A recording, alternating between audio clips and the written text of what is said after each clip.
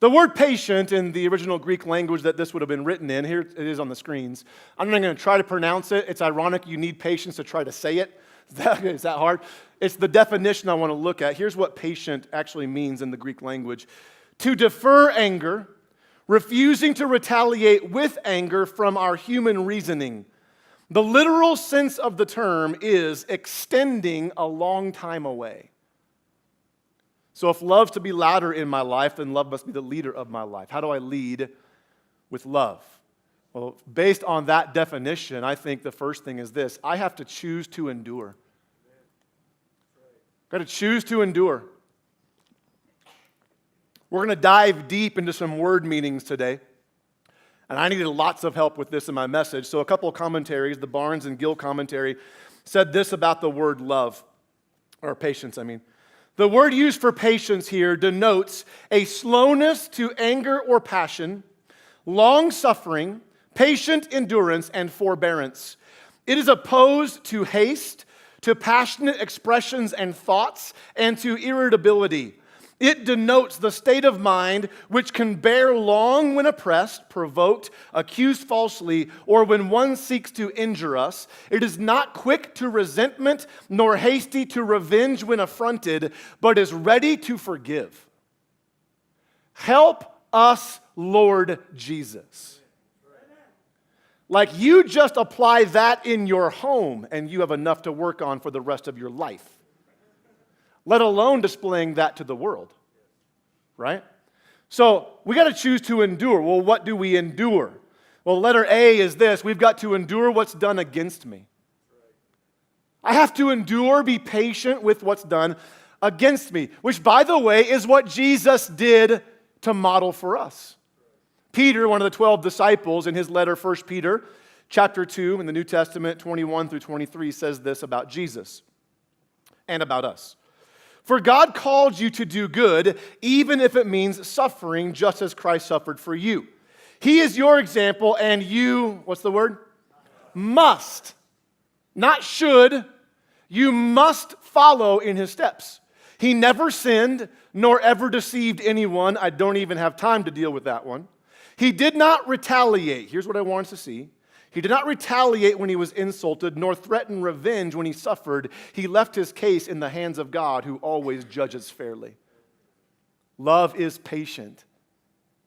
Now, listen, I'm not talking about seeking out bad things to happen to you or hoping bad things happen or are done to you. I'm talking about when someone treats you angrily, when someone treats you poorly, choose to endure. Be patient.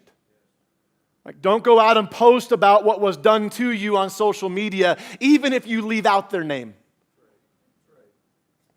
Don't call out the person who hurts you or talk about them behind their back or hold grudges against them or treat them differently because of how they treated you. Our world responds with resentment and haste and anger and passion and revenge, but love responds with patience, forbearance, even forgiveness. Church, our world needs Christians to lead the way in this. It's actually how Jesus led the way. So if we claim that Jesus is the leader of our life should reflect this patience. Love chooses to endure what's done to me. It turns the other cheek. It blesses and prays for those who persecute me. It forgives those who have offended me, even if the offender does not ask for forgiveness. So I've got to endure what's done against me. Letter B, I need to endure things done around me. I'm going to get personal with the church here. This might be the one that our Christian subculture struggles with the most. Our response to things done around us, mainly the lives, lifestyles, beliefs, or opinions that oppose our own or what we believe to be true. So the Albert Barnes commentary, again, digging down deep into this word patient, says this: this love is patient towards all people. it suffers, meaning it puts up with. It puts up with all the weakness, ignorance, errors, and infirmities of the children of God, and it puts up with the malice and wickedness of the children of the world. And all of this, not only for a time, but to the end, and in every step, an attempt to overcome evil with good. That's personal, church, for how the church is living in today's culture.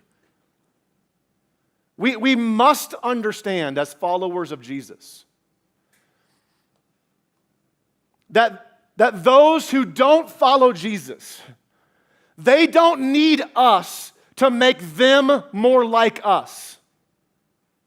They need us to love them just the way they are. That yes, Christians, we are called to be different, and we're dealing with that next week. But we are also called first to love those who are different. That the church has got to stop yelling at the darkness for being dark and start actually shining the light of love into that darkness. We need that. On the flip side, because I don't want to leave anybody out, on the flip side, we also need to understand that true love does not give license to live however you want. That's not love. True love accepts you the way you are living, yes, but also wants to lead you into the life you are called to live by God Himself.